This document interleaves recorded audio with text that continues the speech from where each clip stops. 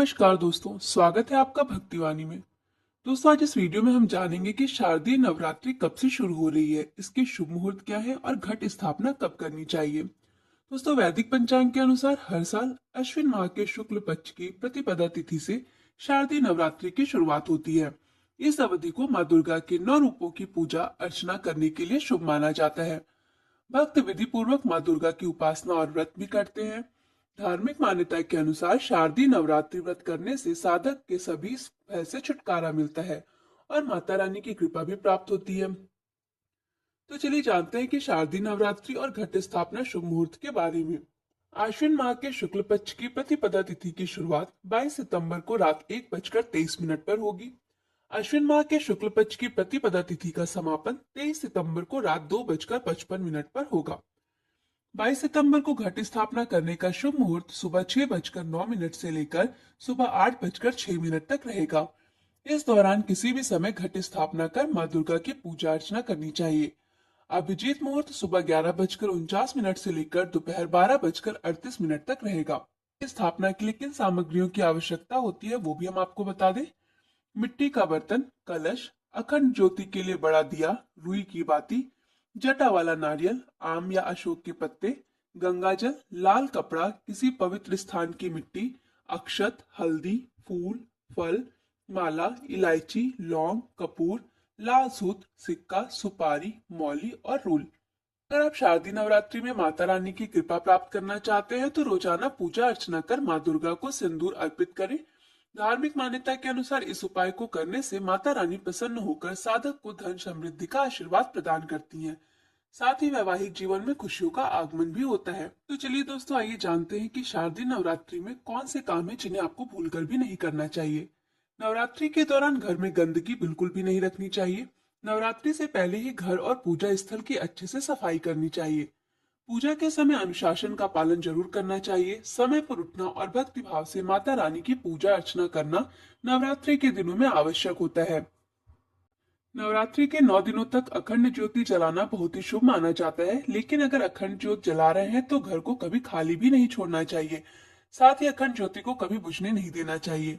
नवरात्रि के 9 दिनों में भूलकर भी तामसिक भोजन और शराब का सेवन नहीं करना चाहिए। नवरात्रि के दिनों में नकारात्मकता से दूर रहना चाहिए और अच्छे विचारों को अपनाना चाहिए। किसी भी प्रकार के विवाद या झगड़े से बचना चाहिए।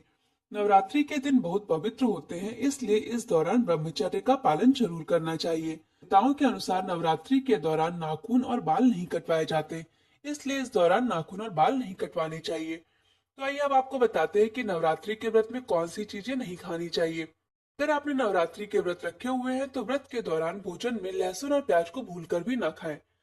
व्रत के भोजन में सेंधा नमक ही खाया जाता है, इसलिए भोजन में साधारण नमक का प्रयोग नहीं करना चाहिए। व्रत के दौरान गेहूं और चावल जैसे अनाज भी नहीं खाने चाहिए। फलियां, दाल, चावल, गेहूं का आटा, मक्के का आटा, चावल का आटा, साबुत गेहूं और सूजी का सेवन भी नहीं करना चाहिए। ये अब शारदीय नवरात्रि के 2025 के कैलेंडर को भी जान लेते हैं, जिसमें 9 दिनों में किन 9 देवियों की पूजा की जाती है। 22 सितंबर 2025 दिन सोमवार को प्रतिपदा तिथि है, जिसमें मां शैलपुत्री की पूजा होगी। 23 सितंबर 2025 दिन मंगलवार को द्वितीया तिथि है, जिसमें मां ब्रह्मचारिणी की पूजा होगी। 24 सितंबर 2025 दिन बुधवार को तृतीया तिथि है, जिसमें मां चंद्र घंटा की पूजा होगी। 26 सितंबर 2025 दिन शुक्रवार को चतुर्थी तिथि मां कूष्मांडा की पूजा होगी। 27 सितंबर 2025 दिन शनिवार को पंचमी तिथि है। इस दिन मां स्कंद माता की पूजा की जाती है। 28 सितंबर 2025 दिन रविवार को षष्ठी तिथि है, जिस दिन मां कात्यायनी की पूजा की जाएगी। 29 सितंबर 2025 दिन सोमवार को सप्तमी तिथि मनाई जाएगी और मां कालरात्रि की पूजा की जाएगी।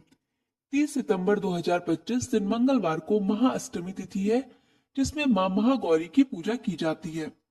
1 अक्टूबर 2025 दिन बुधवार को महानवमी तिथि है और इस दिन मां सिद्धिदात्री की पूजा की जाएगी।